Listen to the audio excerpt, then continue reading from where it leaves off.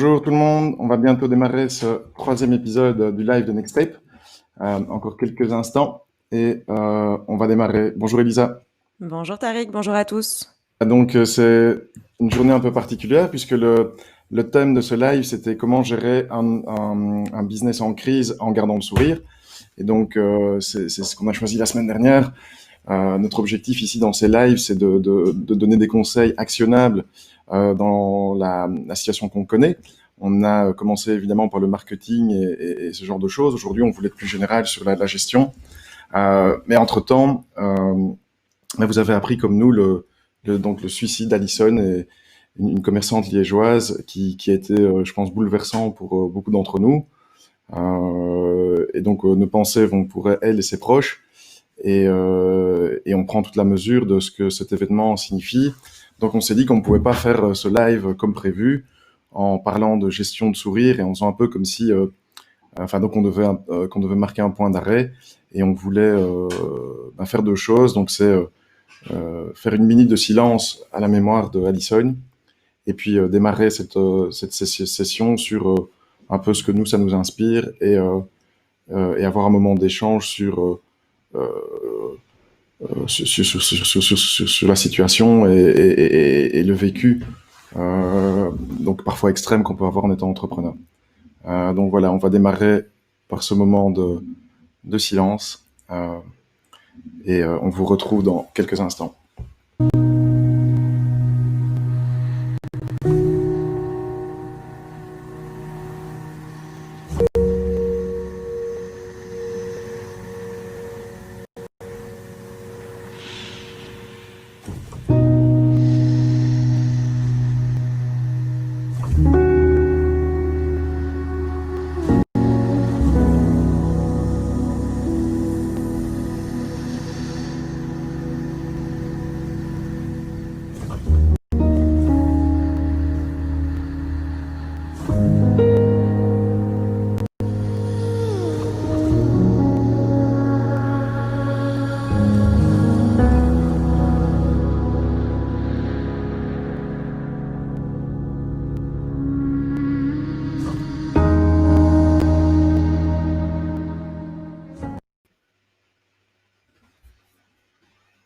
Voilà.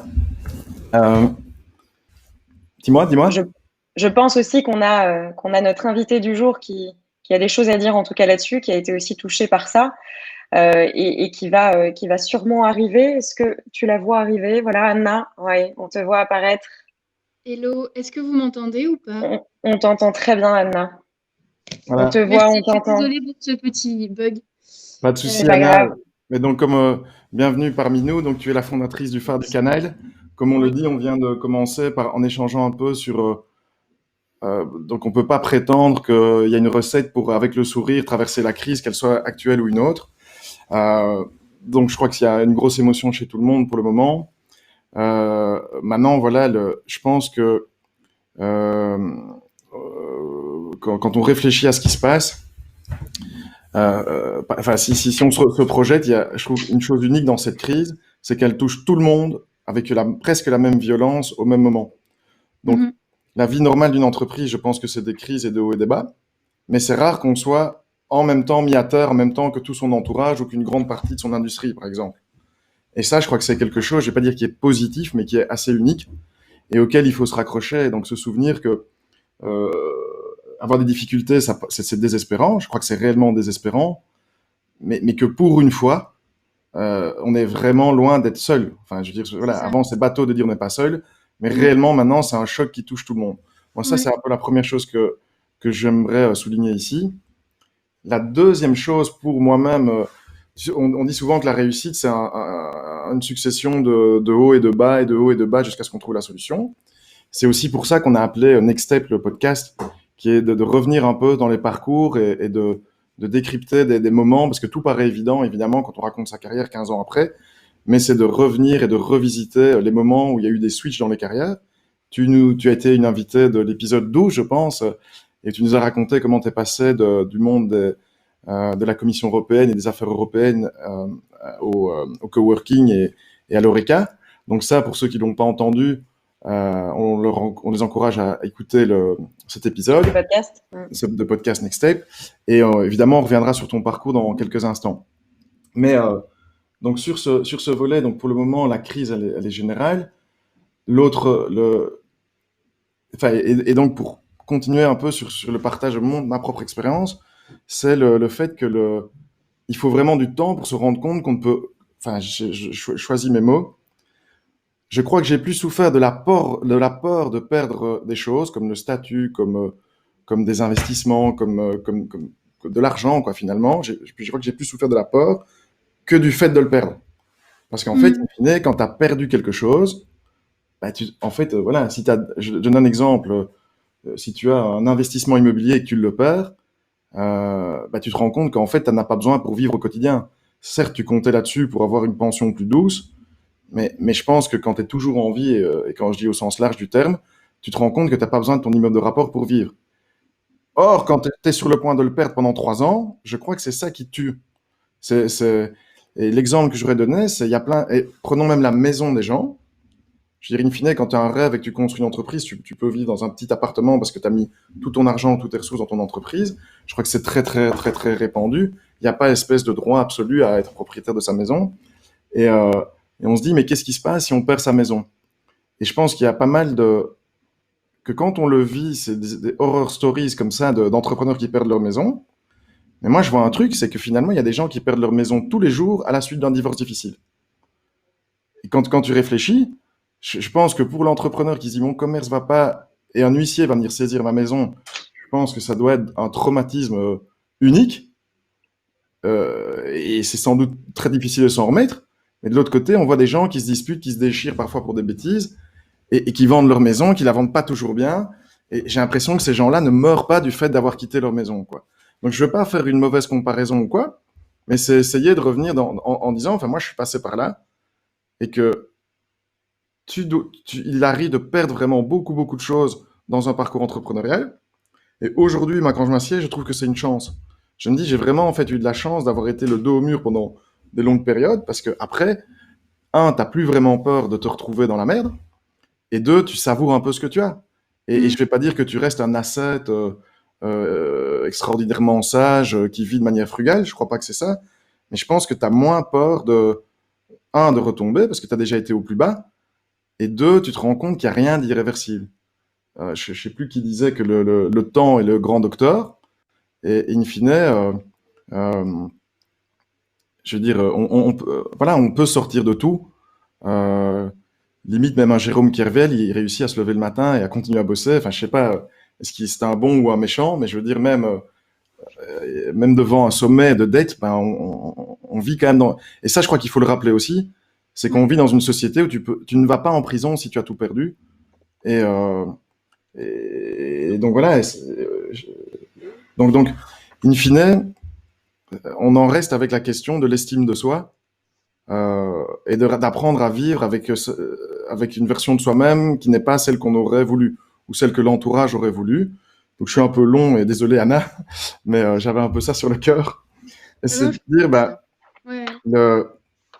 le, donc voilà, vous êtes là? Ah oui. Oui, Donc on est toujours là à t'écouter. rien n'est insurmontable. Euh, le premier deuil à faire, c'est avec soi-même, in fine. Et je pense que l'autre élément important, c'est l'entourage. Parce que l'entourage, je pense que c'est le meilleur et la pire des choses. Donc quand on fait le choix de devenir entrepreneur ou de devenir, je sais pas moi, artiste, ben on est nécessairement en marge, quoi. On est en marge. Tout le monde ne lance pas une start-up ou une entreprise, tout le monde ne devient pas artiste. Donc je pense que malheureusement, c'est très difficile pour l'entourage de comprendre cette démarche-là. Euh, et que quand ça va mal, ben, je pense que c'est le grand danger, c'est de ne se retourner que contre son entourage. Ça peut être les parents, ça peut être le conjoint qui va dire, et tu vois pourquoi tu as fait ça?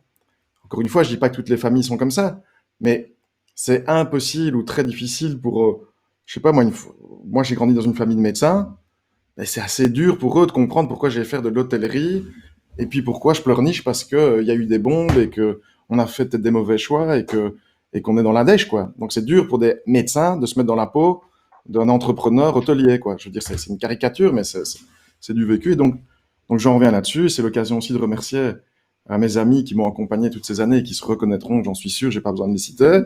Et c'est vraiment que des petites conversations, justement dans des moments où on a l'impression qu'on n'en peut plus. C'est prendre son téléphone, appeler des amis qui sont à la tête d'entreprise et qui peuvent simplement vous partager d'autres expériences que eux ont vécues. Et enfin, en tout cas, moi, c'est là-dedans que j'ai retrouvé le ressort de continuer et d'avancer. Et c'est pour ça que je n'hésite jamais à partager. Enfin, je crois qu'il faut jamais hésiter à partager ces moments difficiles parce que c'est peut-être la meilleure solution pour aider les gens à rebondir. Oui, il existe, je veux dire, je sais pas moi, un filet social, il existe des organismes d'aide, etc. Mais voilà, c'est encore une fois un peu bateau, mais je pense que la meilleure aide qu'on peut recevoir, c'est celle du réseau informel d'autres entrepreneurs. J'ai été long et je vais encore terminer par une anecdote, parce qu'elle est vraiment, je crois, dans le cœur du sujet. Donc, je voudrais parler du coup d'Edouard Cambier, fondateur de Seed Factory. Euh, j'ai vécu un burn-out il y a un peu plus de 4 ans, et j'ai eu mon deuxième enfant à ce moment-là qui est né. Et à un moment où vraiment, je quittais ma boîte start-up hôtelière, et je pensais que c'était fini. Pour moi, en fait, en gros, j'étais persuadé que je saurais plus jamais rien faire, quoi, à part, enfin, rien, en fait, à ce moment-là. Et j'avais un projet avec Edouard qui m'avait invité à prendre une responsabilité, on va dire. J'ai appelé Edouard et je lui ai demandé, je lui ai dit, je peux pas faire ce que tu m'as demandé de faire, je refuse. Et il m'a demandé, mais qu'est-ce que tu as? Et je lui ai dit que je vivais un burn-out, quoi, en gros. Eh ben, enfin, je vous raconte cette histoire parce que sans ça, je serais pas qui je suis aujourd'hui. Et donc, sans Edouard non plus. Mais donc, c'est cette question de, ah, mais t'arrives, viens manger avec moi parce que moi aussi j'ai fait un burn-out, on va en discuter. Donc, c'est juste deux choses, c'est de prendre le téléphone et au lieu de pas dire, au lieu d'envoyer un email pour dire salut, compte pas sur moi, j'ai pris mon téléphone. Et deux, j'ai dit de quoi je souffrais réellement. Et il m'a simplement proposé non pas de m'aider, non pas de me donner de l'argent, non pas de me donner un médicament, mais de venir manger. Et le fait de me retrouver voilà, avec Édouard Cambier qui me dit, moi je suis passé par là, et qui m'a à ce moment-là dit là, ah ben viens, on pourrait faire une mission, je fais une mission de transformation à la chambre de commerce, on aurait besoin d'un profil comme toi. Eh ben ça a changé ma vie. Et donc maintenant je suis consultant depuis des années, etc. Et c'est un simple coup de téléphone dans un moment où ça allait pas. Donc ça va un peu dans les deux sens, quoi. Il faut oser passer le coup de téléphone. Il faut quelqu'un de l'autre côté qui peut le recevoir. Et donc merci encore à Edouard de m'avoir invité ce jour-là et d'ailleurs de soutenir ce podcast puisque il nous a ouvert grand les portes pour qu'on puisse reprendre la diffusion. Enfin voilà, c'était un peu long pour vous raconter ça, mais de dire que j'espère que par ce live et par l'histoire qu'on va raconter et les conseils de Anna qu'on va partager avec vous, qu'on va générer en fait des coups de fil et des appels et que ceux qui seront en mesure de simplement inviter les gens à manger ou à une réunion et de leur proposer quelque chose le feront parce que enfin voilà, moi j'ai reçu beaucoup et j'espère que d'autres auront la même chance que moi.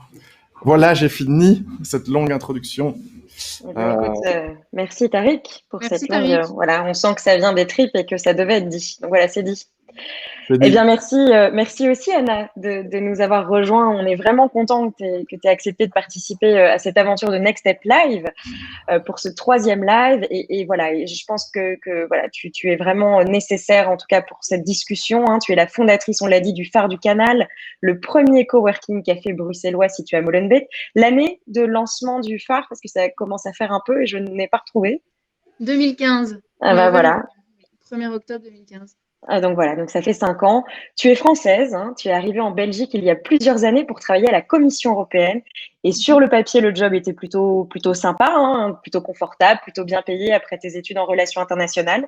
Mais l'appel du grand large et l'appel de l'entrepreneuriat s'est fait sentir et donc tu as tout lâché, tu as tout quitté, ce qui ne devait pas être simple du tout, pour suivre ton rêve. Tu es tombée amoureuse d'un super bâtiment situé sur le canal de Molenbeek que tu as appelé ton phare, le phare du canal.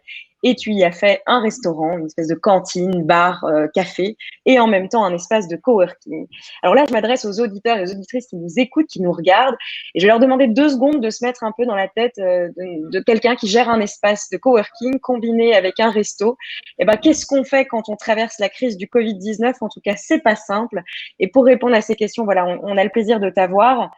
Anna, j'avais envie de te poser une première question. Si tu veux bien, on revient, on rembobine. On est en février. Le Covid n'est pas là, on n'en a quasiment pas entendu parler. et tu es à la tête du phare et je te demande comment est-ce que va le phare, qu'est-ce que vous faites, qu'est-ce que représente le phare en février 2020. Ouais. Bah déjà, j'ai l'impression qu'il y a 3 ans qui est passé depuis février 2020. Enfin, c'est vraiment une grosse tempête qui s'est abattue. Donc, c'est vrai que, parce qu'en février, tout se passait très, très bien. On était dans les projets d'expansion, de développement, on était en train de recruter des nouvelles personnes, d'avoir des nouveaux projets pour la partie Horeca, pour le coworking aussi. Donc, on était sur notre rythme de croisière. Après 5 ans, on commençait voilà, à voir plus loin, et moi aussi. Donc, le Covid est arrivé et le 13 mars, comme tout le monde, hein, j'ai allumé la télé et puis j'ai vu que je devais fermer à minuit. Et qu'est-ce que tu as Notre, ressenti à ce moment-là? Comment tu as vécu ça? Qu'est-ce qui est venu en premier? Et en fait, je pense que j'étais sonnée. Je sais pas comment vous expliquer, mais dans ma tête, c'était complètement irréel. Donc, la première personne que j'ai appelée, c'est mon comptable et le secrétariat social pour qu'ils me confirment que j'avais une télé qui fonctionnait et que j'avais pas regardé, c'était pas des fake news et qu'il fallait vraiment qu'on ferme le phare à minuit. Donc, ils m'ont tous les deux dit ça et je rejoins ça rejoint un peu ce que Tarek dit. C'est mon entourage d'experts, parce qu'il y a plusieurs entourages, mais l'entourage d'experts proches, mes proches collaborateurs, c'est vraiment, pour moi, c'était ça. C'est mon comptable et mon secrétariat social, et l'équipe et les chiffres, mais qui les deux sont hyper complémentaires. Et c'était Oui. savoir, en fait, OK, qu'est-ce que je vais faire déjà, avec l'équipe, parce que tout le monde va être en panique. Tout le monde va m'appeler, là il était 7h du mat, mais tout le monde va m'appeler d'ici 1 heure. Qu'est-ce que je dis et quel message je fais passer et aussi qu'est-ce que je fais financièrement parlant, comment on arrête un business qui fonctionne. Anna, Et, si tu fais un arrêt sur image à ce moment-là, ouais. ce que je vois dans ce que tu dis, c'est le moment zéro, c'est pas le moment des émotions, finalement, c'est le moment de la rationalité, quoi. Tu viens de dire les chiffres, les décisions, donc quelle était Ouais. la place que Moi, l'émotion moi avait ce jour-là? l'émotion est venue après. L'émotion, Anna, là, j'étais en mode plus, voilà, casquette de capitaine, si je peux dire, de Ouais. mon phare. J'avais pas le temps pour ça.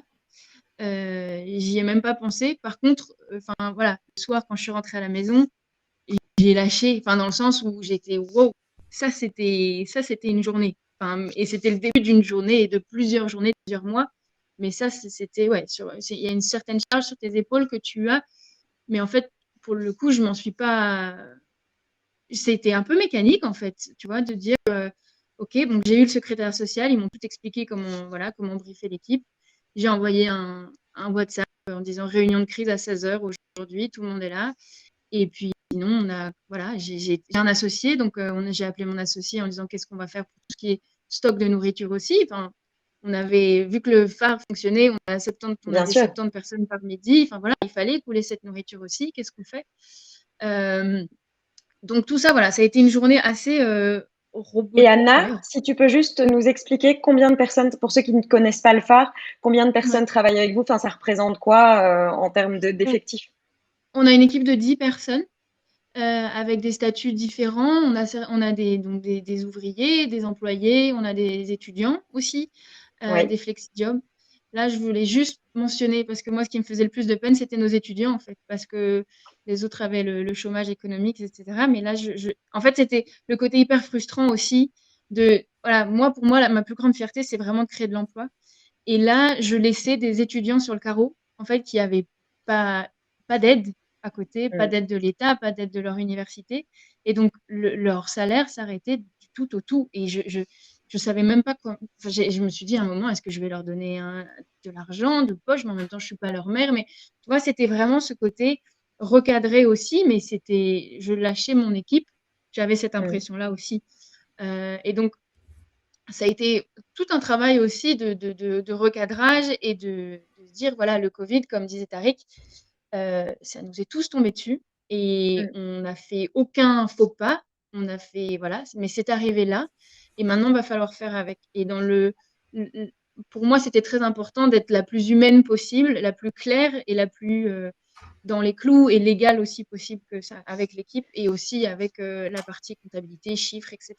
Et Et et nos marins, nos coworkers aussi, bien sûr. parce que c'est une pandémie. Enfin, c'est plus qu'une crise économique, c'est aussi une crise sanitaire. Donc, on doit, et ça, ce qu'on avait fait aussi après à la réouverture, mais on doit procurer un cadre safe à tout le monde. Et on a cette responsabilité-là, et que les gens ne soient pas malades. Et pour l'espace de coworking, le premier confinement, j'ai décidé aussi de le fermer.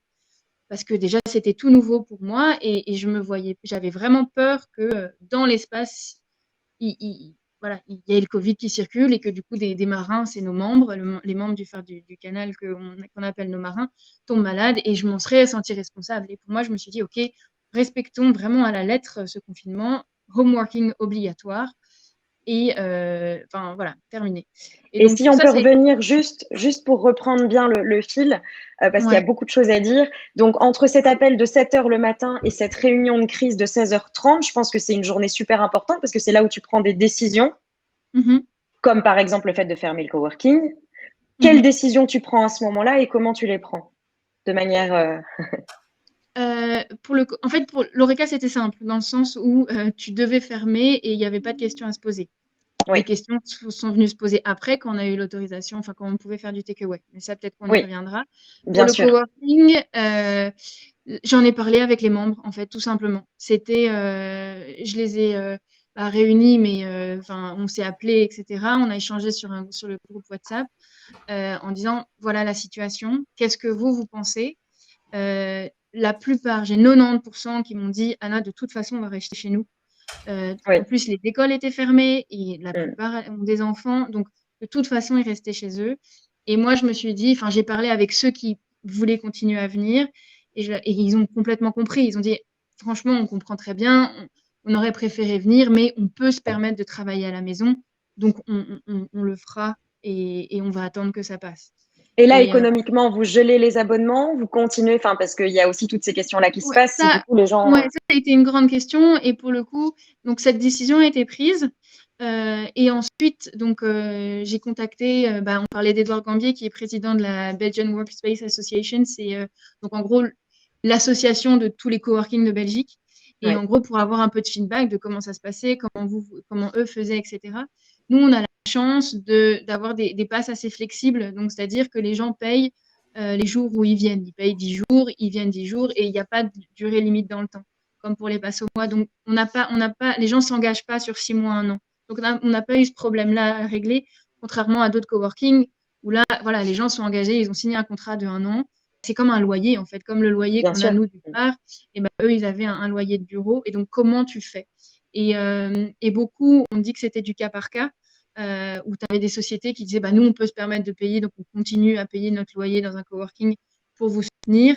Et d'autres où là, ils allaient faire faillite s'ils continuent à payer un loyer, donc il y avait des réductions, etc. Mais ça a été… Nous, on a eu cette chance, en fait, d'avoir ce système très, très flexible qu'on a dès le départ, qu'on voulait mettre en place. Tout à fait. Et donc, qui ne nous a pas pénalisé par rapport à ça. Mais contrairement à d'autres, mais ça, c'était très intéressant aussi d'avoir les retours des autres espaces de coworking pour voir un peu aussi comment ils faisaient. Mais donc, Anna, ce que tu veux dire, c'est que tu faisais de la prévente à la journée, des abonnements, comme des passes.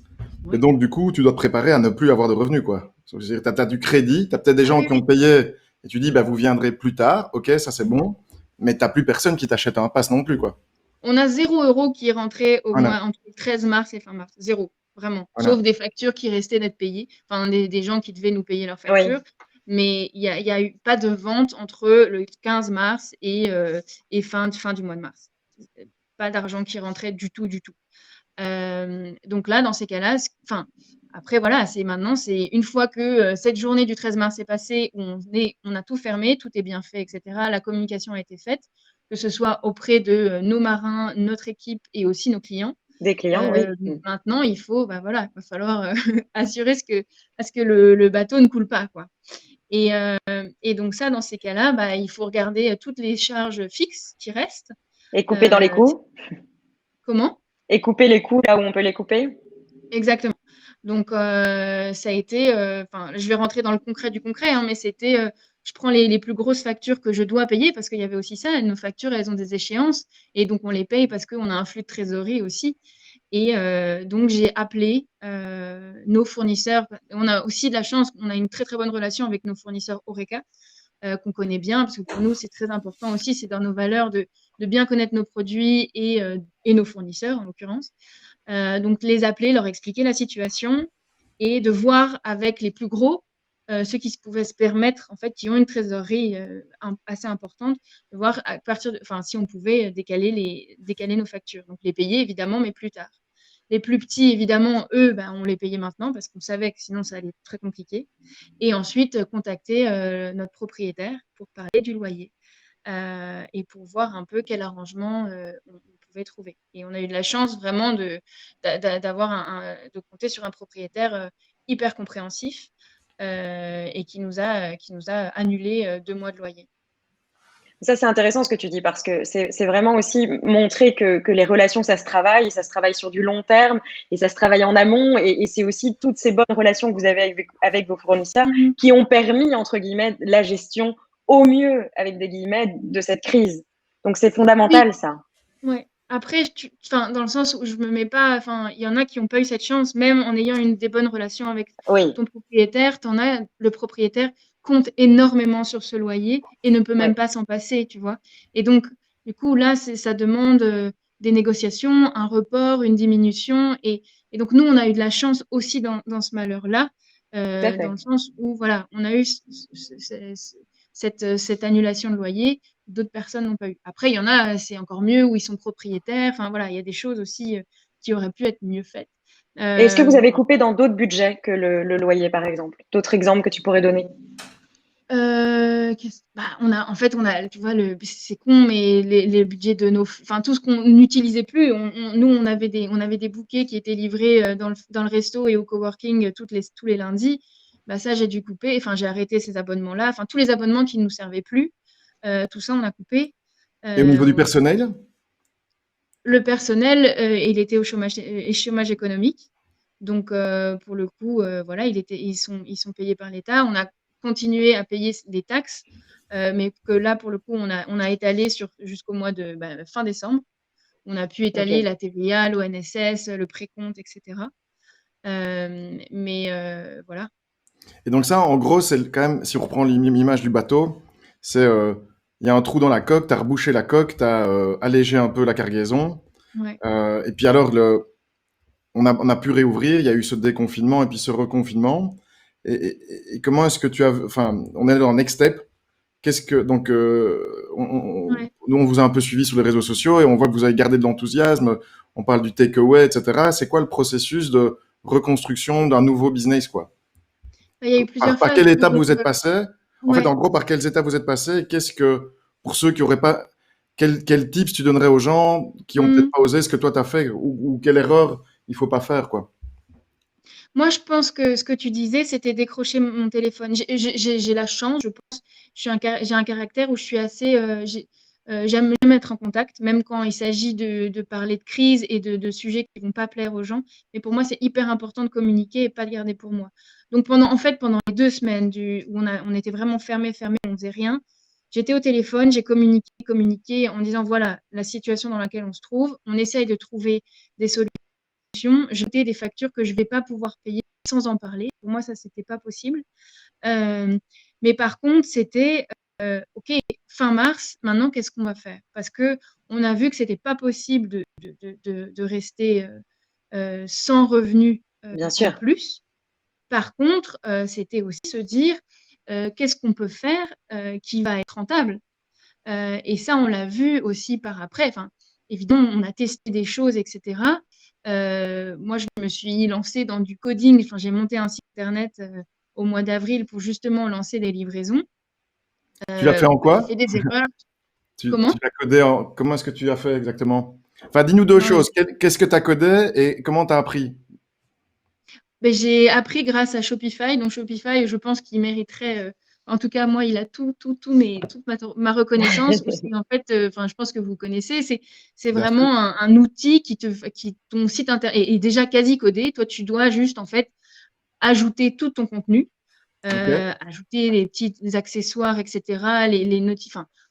En gros, ce qui caractérise ton commerce, mais par contre, tout l'outil qui est ton e-commerce est déjà fait. Donc ça, c'était génial. J'avais eu un peu de base, parce que moi, j'avais fait le WordPress du phare du canal où on alimentait le blog, etc. Donc, ça m'a pas fait tant peur que ça. Mais par contre, j'avais d'autres entrepreneurs à qui je parlais où la digitalisation, c'était vraiment pas possible. Et ça t'a Ils pris ont combien de temps entre le moment où tu as créé ton compte Shopify et tu as pu proposer à la vente ton premier produit? Ça m'a pris, avec toute la com, etc., derrière la stratégie qu'on avait fait en amont, j'ai mis même pas 2 semaines. C'est ça. En gros, parce qu'en amont, enfin, on s'était mis d'accord avec mon associé encore une fois, où, OK, on va faire de la livraison, voilà ce qu'on va faire. Et la question s'est posée, OK, mais comment on va vendre? Au début, Bien c'était, sûr. est-ce qu'on fait juste une adresse mail, mais en fait, on va devenir fou, ça va être n'importe quoi, enfin, on va pas du tout s'y retrouver. Et donc, je me suis renseignée. Réseau Entreprendre Bruxelles, ça, c'était aussi hyper important, était hyper actif pendant cette crise, et donc nous avait expliqué en fait qu'il y avait des plateformes dont Shopify et d'autres personnes qui pouvaient vous aider à monter votre e-commerce. Et donc, bêtement, je suis allée sur Shopify, j'ai fait la phase test et je me suis dit, mais en fait, ça va, c'est pas si compliqué que ça, même si c'était tout nouveau pour moi, la vente en ligne, etc. Euh, D'ailleurs, on donc, dit bonjour à Aurélie et à Dolly, que j'avais invité à passer nous dire bonjour, mais qui sont en ouais. comité de sélection. Donc moi aussi, je suis un produit du réseau Entreprendre à Bruxelles, donc n'hésitez pas à aller voir leur site, qui, euh, qui fait de l'accompagnement gratuit de qualité d'entrepreneurs. Donc le réseau Entreprendre, c'est une porte à laquelle frapper sans hésitation Vraiment. pour les entrepreneurs. Ouais. Et Et pour en revenir à ton Shopify, qu'est-ce que tu as mis comme produit à vendre? Comment vous on a avez décidé de ça? C'était quoi la stratégie? La stratégie, c'était on pouvait pas, on voulait pas, nous en tout cas, livrer tous les jours parce que c'était beaucoup trop d'énergie et des coûts, du coup, en plus. De la Oui. marchandise qu'on ne savait pas spécialement savoir, on n'allait pas spécialement savoir qui allait acheter, combien, etc. Donc, potentiellement du stock acheté. Et donc, on s'est dit, OK, dans ces cas-là, on va fonctionner sur commande une fois semaine. Et on va livrer des choses qui se mangent, qui peuvent attendre d'être mangées. On va livrer des gâteaux. Et en plus, confinement, enfin, on l'a vu, hein, les gens bouffaient. C'est con, mais Les les gens, gens ouais, bah oui, on ne pouvait faire que ça en même temps. mangeaient énormément pour aussi compenser. Et ce que moi, Ouais. la première, je faisais aussi, c'est ça réconforte en fait de manger des bonnes choses, de manger du sucré, voilà. Et donc, c'était, on leur livrait. On voulait pas, on avait pris le parti de pas faire du takeaway parce que le premier confinement, il faut s'en souvenir, on était tous enfin, on ne savait pas vraiment ce que c'était le Covid et le gouvernement avait demandé à ce qu'on reste vraiment chez soi. On pouvait faire de l'emporter, mais nous, on ne voulait pas voilà, prendre Oui, créer le trop de parti de flux voilà, et que les bien gens sûr. sortent chez eux et viennent commander au phare. On allait vers eux avec Mm. cette livraison. Et donc voilà, c'était vente de gâteaux qu'on avait fait la veille et qu'on allait livrer chez les gens. C'était, en tout cas pour moi, c'était une expérience hyper enrichissante aussi humainement parlant où déjà j'avais envie de sortir de chez moi et de voir des gens, mes clients me manquaient aussi, les marins me manquaient. Et donc là, voilà, on prenait la voiture, on se baladait dans Bruxelles qui était vide et on allait livrer des gâteaux. Les gens étaient chez eux, les gens étaient confinés et les gens étaient hyper heureux de nous voir. Et financièrement parlant, ça nous a permis aussi de remplir un peu la caisse. Bon, c'était pas énorme, enfin, c'est pas des journées normales hein, comme au phare, mais au moins on a pu se permettre de payer des factures en attente et d'arriver à peu près à un zéro au moment de réouvrir normalement. Et Et donc, quels sont ça, tes conseils pour que ça fonctionne? Parce que visiblement, ça a fonctionné. Il y a des gens qui ont acheté. Tu dis que tu ouais. as appris des choses de ça. Ça a été hyper enrichissant. Donc, quels sont les do's et les don'ts peut-être voilà, que tu Ouais. pourrais partager? Nous, je pense que depuis le départ, comme je disais, on a le côté humain qui est très, très fort. Donc, Oui. ça nous a permis aussi de créer une communauté depuis 5 ans. Et cette communauté, elle est là, elle nous suit et elle est pérenne, en fait. Et donc, c'est des gens, voilà, le phare, c'est et des clients de l'Horeca, mais aussi des marins qui sont là et qui, en fait, ils sont attachés au phare. C'est pas simplement un café ou un espace où ils vont bosser une fois de temps en temps. Ils aiment l'équipe, ils aiment les produits, ils aiment nos valeurs aussi. Et donc, ils commandaient pour se nourrir, mais c'était aussi et surtout pour nous soutenir. Et donc ça, je pense que on a vu ça, et on l'a vu dans nos commentaires, dans les commentaires qu'on a reçus, que cette communauté qu'on a, et c'est beaucoup d'énergie, hein, qu'on a mis, on a mis du temps à construire et à consolider, nous a vraiment rendu l'appareil avec ces livraisons-là. Après, le nerf de la guerre, la communication, ne pas avoir peur de spoiler les gens, parce Et qu'en donc, les fait, réseaux sociaux? Une ouais, newsletter? Réseaux sociaux, nous, avec notre newsletter aussi, on a 600 personnes qui sont dans notre base de données, parce qu'on a aussi une communauté qui n'est pas spécialement que sur les réseaux sociaux. Et donc, on va les toucher, on va communiquer avec eux via une newsletter, donc par Ouais. mail, qu'on envoie via Mailchimp. Et sinon, ouais, les réseaux sociaux, on a fait de la communication organique, donc sur Facebook, sur Instagram. Et on a Oui. aussi, on s'est autorisé à payer. Donc, vous avez fait du À sponsoring, payer. enfin, vous avez fait des ads, quoi. Exactement. Pour pas passer non plus trop inaperçu, parce que, enfin, je pense que vous l'avez vu aussi, il y avait une offre énorme Bien sûr. d'Oreca, comme nous, comme tout le monde, qui voulait aussi s'en sortir et être le plus créatif possible. Et donc, on s'est dit, voilà, peut-être qu'avec aussi un petit boost payant, sans non plus, bah voilà, enfin, on comptait vraiment chaque euro, limite, sans non plus. Et Qu'est-ce que tu vous peux avez nous mis comme... donner, oui, voilà, vous avez Ouais, mis quelle idée combien de comme budget? budget? Je mettais c'était à peu près pour chaque semaine, donc parce qu'on faisait les livraisons chaque semaine à l'époque, je mettais 20 euros. Donc 20 ça euros. va. Et on voyait que ça fonctionnait aussi, parce qu'il y avait des gens qui n'étaient pas nos clients, qui commandaient aussi. Donc après, c'est toujours un peu délicat de savoir, et on ne peut pas demander à tout le monde de comment ils sont venus, comment ils ont vu ça. Mais de Alors, tout, ouais. vous êtes situé à Bruxelles et vous êtes le long du canal. Est-ce que tu ciblais tes pubs dans ton quartier, dans tout Bruxelles? Comment tu as fait? Nous, en fait, je me suis mis à la place de nos clients qui viennent et au café et au cowork, et c'est pas spécialement des gens que du quartier, c'est Non, des non, gens vraiment je veux des vraiment dire ça c'est Dans les technique, quoi. paramètres. Dans les Ouais, ouais. paramètres Et de la donc, du coup, publicité sur en fait, Facebook, ouais. en me mettant à leur place, j'ai aussi adapté mes paramètres. En fait, je pense que ça aussi, c'est hyper important, c'est de connaître ses cibles, connaître ses clients et ses clients potentiels, et se mettre dans leurs chaussures, en fait. Et donc, c'était vraiment faire le prototype de notre client et nous dire, voilà, ben, on va aller en démarcher d'autres, mais qui ont les mêmes centres d'intérêt, voilà, qui ont les mêmes valeurs que nous. Et donc, c'était, voilà, un peu taguer les gens qui suivent le homemade, le côté écolo. On a beaucoup de gens qui viennent à vélo. Enfin voilà, c'était vraiment faire le cible, notre ciblage le plus précis possible pour ensuite sponsoriser et que cette publicité finalement soit la plus impactante possible. Et cette Et donc publicité, ça prend du temps aussi de c'est toi qui définir l'as ton faite ou audience. tu as fait appel à quelqu'un? Je l'ai faite, mais j'avais suivi une formation juste avant, au mois de février. Et donc ça m'a aussi pas mal aidé. J'avais suivi une formation qui était dans tout ce qui était voilà, marketing digital et comment Tu peux bien nous dire quelle cibler. formation? Oui, c'est organisé par Zaki et Sarah Lou, Sarah Lou, c'est une influenceuse bruxelloise qui est beaucoup chez Molengeek, donc c'est des voisins du Ouais. Phare du Canal. Molengeek, c'est un incubateur digital qui est sponsorisé par plein d'entreprises et aussi plein d'institutions, dont Google, etc. Et donc, il m'avait contacté pour qu'on fasse la formation au Phare du Canal avec donc des gens de l'extérieur. Et donc, du coup, voilà, la formation. Tu y as participé. Exactement.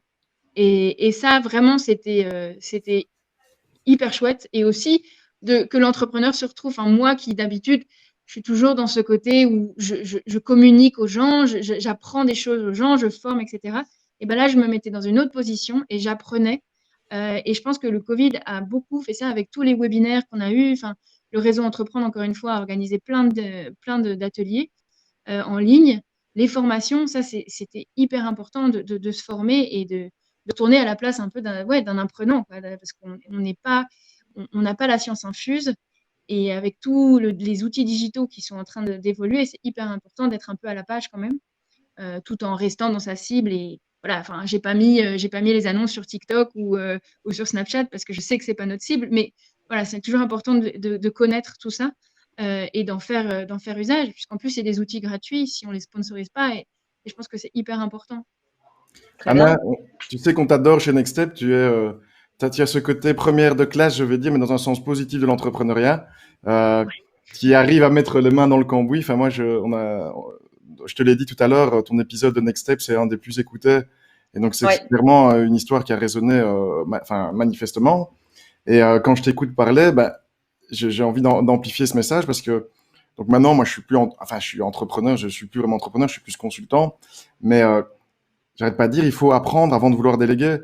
Et là, Mm. c'est encore un bon exemple de dire, bah voilà, tu as appris, Et c'est un peu comme les recettes. Je veux dire, tu nous avais raconté que tu avais travaillé dans un restaurant avant d'en ouvrir un. Eh ben, apprendre à faire des formations en marketing digital avant de le déléguer, bah, ton exemple, enfin, c'est ce qu'on doit encourager tout le monde de faire.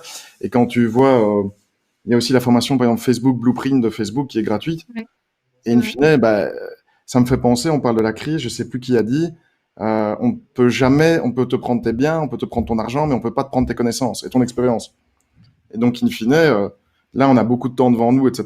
Bon, bah, je dis pas que c'est gai de faire une formation Facebook, mais in fine, c'est le moment ou jamais d'emmagasiner ça. Et tout ce que tu auras appris maintenant, tu dis, j'ai appris à faire un Shopify. Moi, c'est comme ça que je suis devenu consultant, d'ailleurs. C'est tout ce que j'avais appris en tant qu'entrepreneur. Ben, après, ça devient marketable. Tu le fais pas. Donc, un, c'est moins cher si tu apprends pour ton business. Et deux, si on t'enlève ton business ou qu'il disparaît, ben, Mhm. tes connaissances, elles vont avec toi, quoi. Donc, ben, merci d'avoir partagé avec nous ton parcours de formation. Ouais. Et Mais surtout, je voudrais juste rajouter un truc. vas-y, Enfin, vas-y. les formations qui sont aussi gratuites, il y en a plein. Et par exemple, enfin, je sais pas si vous la connaissez, mais il y a la newsletter de 18-19 qui, je trouve, est hyper complète, où il y OK? a plein d'infos et qui, je crois, qui est toutes les semaines, je crois. On Ouais, les c'est une reçoit toutes hebdomadaire. les semaines. Et ça, c'est vraiment top. Tout ce qui est, voilà, enfin, par exemple, les primes, enfin, on pouvait s'y perdre aussi à un moment. Et je Mm. trouve que 18-19 regroupe bien ça. Il y a aussi la newsletter, mais ça, c'est typique. C'est vraiment très ciblé Horeca, qui s'appelle Horeca et ma passion. Et là, vous avez toutes les infos possibles et inimaginables pour l'Horeca. Et donc, si vous êtes perdu, etc., il vous aide vraiment beaucoup. OK. Et puis pour les indépendants, bah, les caisses d'allocation, ou je crois que c'est enfin, il y en a l'UCM, la newsletter de l'UCM est hyper bien aussi pour les indépendants parce qu'on s'y perdait un peu aussi avec le droit passerelle, etc.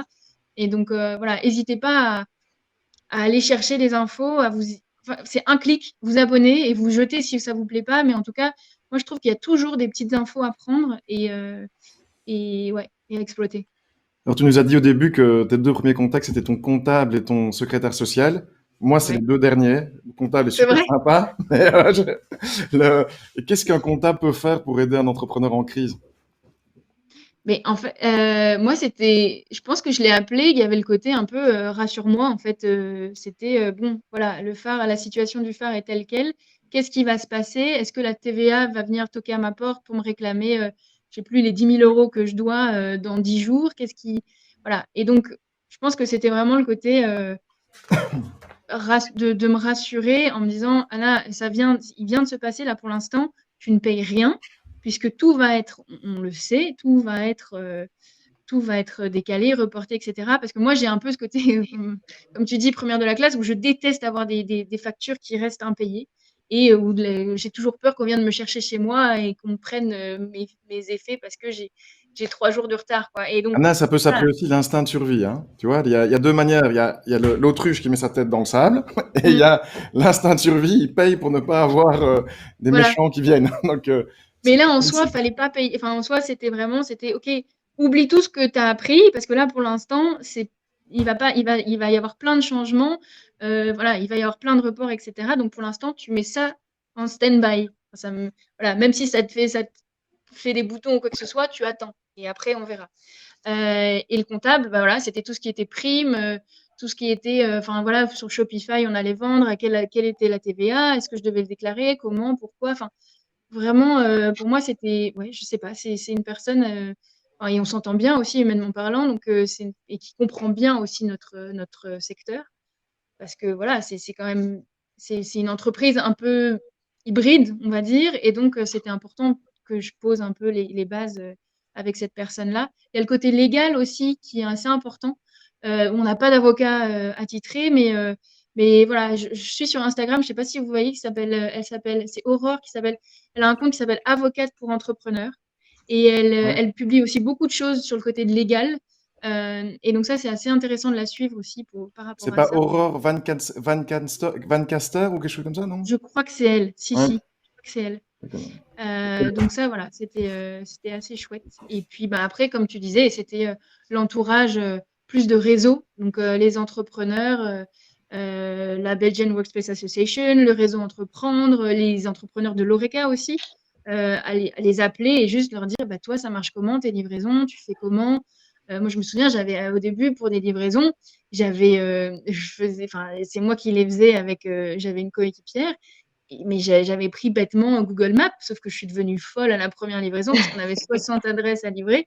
Et donc, j'ai appelé une personne, enfin, Cocoa, je me souviens, qui elle faisait énormément de livraisons. Je fais, mais tu fais comment? Par quoi tu passes? Et elle m'a donné un logiciel gratuit et ça m'a changé la vie. Enfin, Et il voilà, s'appelle ne comment pas ce hésiter. logiciel? C'est Route XL. Donc, c'est vraiment un truc de livreur, quoi, et auquel j'étais pas du tout, moi, habituée. Enfin, voilà. Et ça change vraiment la vie. Et donc, voilà, c'est vraiment le côté ne pas hésiter à dire, écoute, là, j'y arrive pas, quoi. Je sais pas comment on fait. Toi, je vois que tu y arrives. Est-ce que tu peux m'aider? Et les gens étaient trop, vraiment, enfin, c'était pas, on n'était pas en concurrence ou quoi. Là, c'était juste, fallait redresser la barre et on était tous dans Anna, le même là, bateau, je peux dire, tu touches et à, on tu touches à un échangeait. thème récurrent chez moi, c'est la concurrence. Donc moi, c'était Ouais. mon domaine par le passé. Et en fait, tu te rends compte que les concurrents, c'est tes meilleurs alliés, tes meilleures ressources. Je Mm. crois Andrew Carnegie ou Rockefeller, je sais plus, disait qu'en fait, les concurrents, c'était les amis et les clients, c'était les ennemis et les fournisseurs.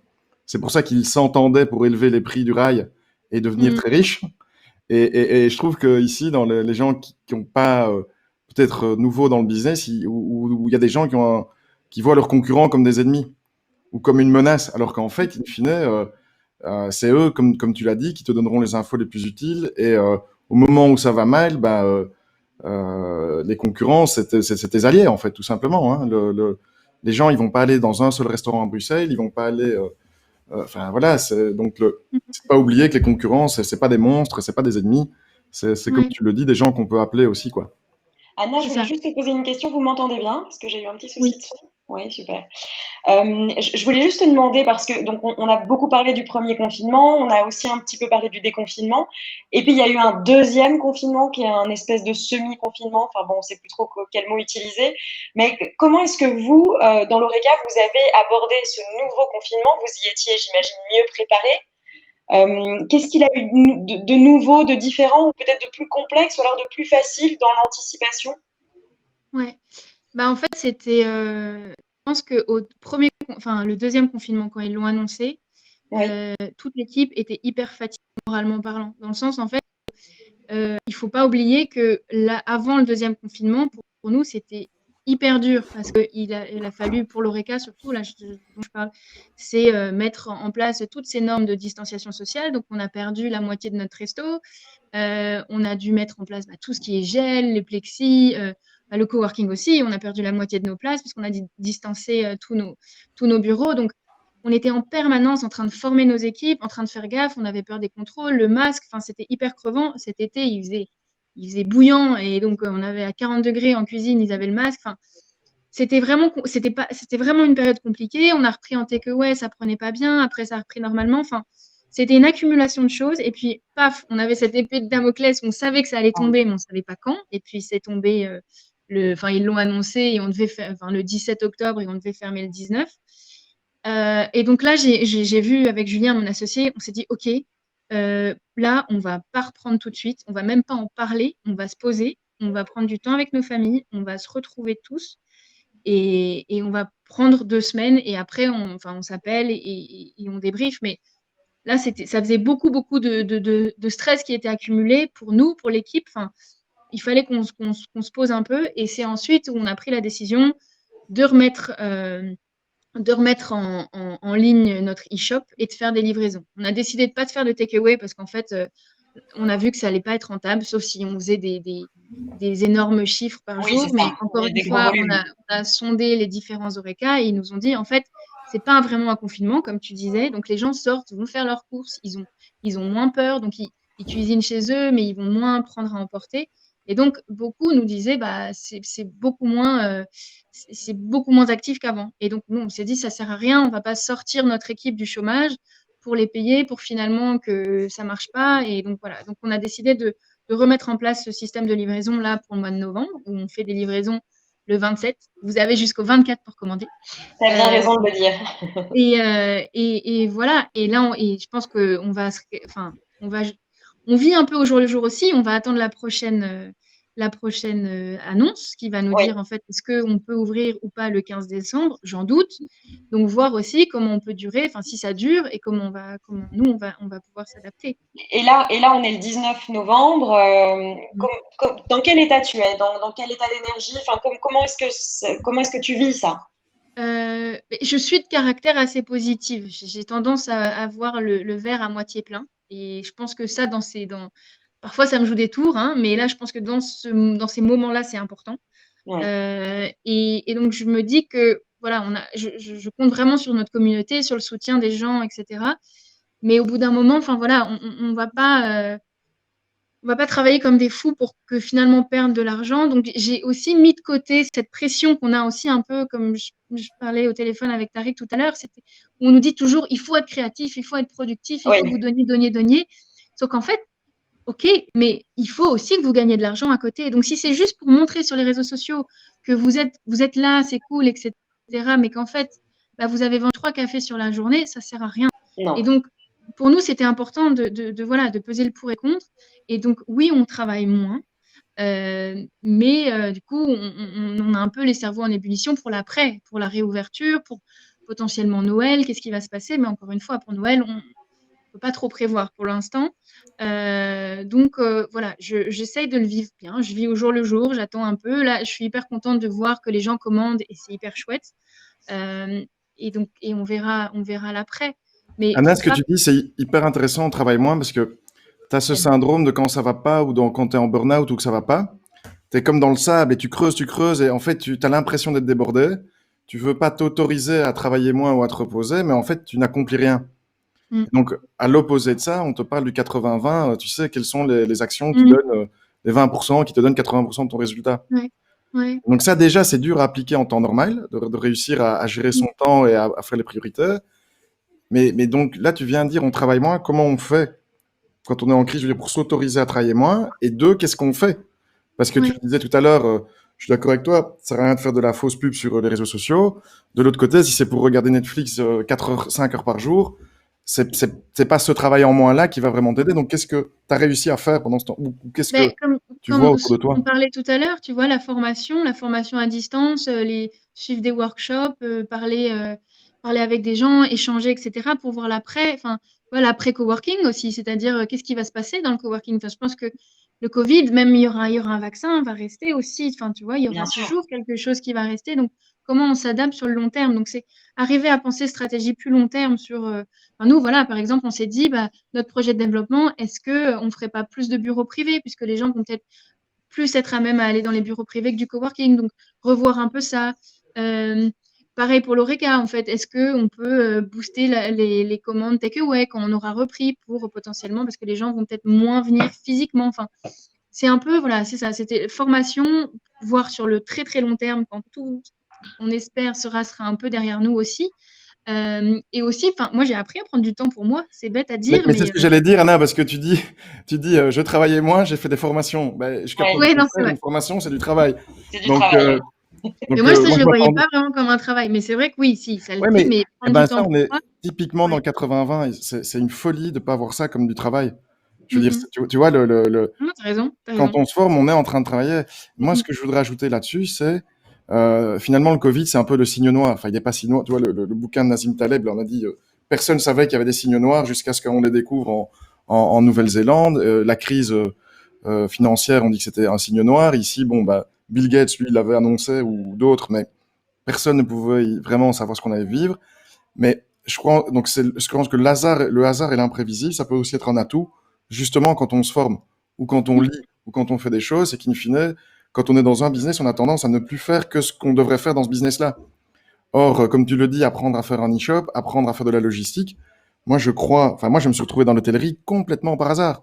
Et je pense que le hasard fait souvent bien les choses, et qu'il ne faut pas essayer de avoir une vision utilitariste de ce qu'on doit faire en temps de crise. Donc, il faut apprendre, peu importe quoi. Et parfois, les idées, elles viennent après, parce que tu Ouais. as élargi un peu ton champ de vision. Donc, il n'y Mhm. a pas besoin d'essayer de trouver la formation parfaite pour sortir de la Non. crise du moment qu'on se forme, en fait. Je me permets voilà, de vous dire que c'est la fin. Il est 13h30, donc on a vraiment juste le mot de la fin, le temps pour ça. Anna, peut-être un message à donner, voilà, quelque chose que tu as envie de partager avant qu'on se quitte.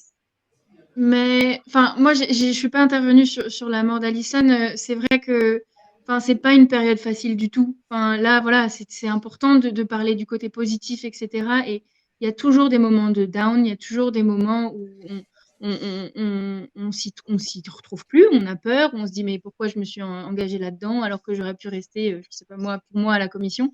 Mais donc, c'est important de voir qu'il y a ces moments durs et qu'il faut pas, il faut les accepter parce que c'est sain aussi.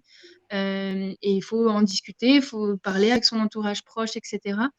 Et pas se laisser abattre et qu'on est ensemble en fait. Ça, pour moi, c'est vraiment important de le dire, c'est qu'on n'est vraiment pas seul, que ce soit dans la communauté des indépendants, mais aussi, enfin, on est aidé, on a de la, enfin, peu importe ce qu'on peut penser du gouvernement, mais on a quand même des aides qui sont pour nous, qui sont hyper importantes, que ce soit pour les indépendants, pour le chômage, les primes, etc. Et donc, voilà, l'idée, c'est que, enfin, moi, je crois que plus on est fort, plus on, même si on a l'impression qu'on est petit, mais plus on est ensemble, plus on est grand. Et je pense que pour ça, c'est vraiment important de tenir bon et que on va passer le cap de ce foutu Covid ensemble. Tout à fait, mais ce sera le mot de la fin. Merci en tout cas, Anna. Merci pour Merci ton Anna, partage. Merci à vous. et garde le sourire. Ciao. Salut tout le monde. Salut Ciao. tout le monde.